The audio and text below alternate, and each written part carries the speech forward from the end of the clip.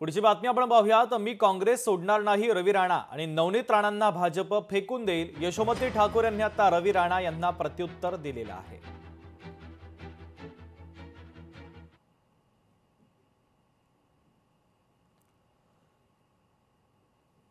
मध्ये बोलले होते की मला या दिवशी तिकीट पाहिजे।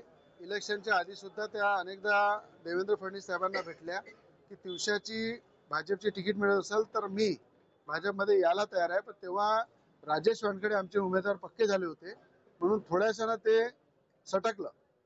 पण आता येणारी जी परिस्थिती आहे, बिहारमध्ये त्या ज्या फिरल्या किंवा अमरावती जिल्ह्यामध्ये त्यांना पूर्ण जिल्ह्यामध्ये नगर अध्यक्षाचा उमेदवार सुद्धा मिळाला नाही।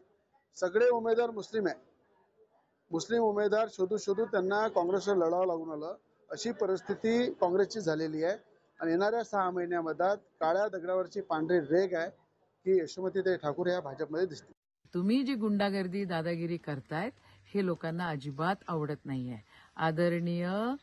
आदरणीय आमचे मुख्यमंत्री यांनी अख्खा पक्ष अमरावतीचा रवी राणा नवनीत राणाच्या खुट्याले बांधलेला आहे, हा विषय आहे।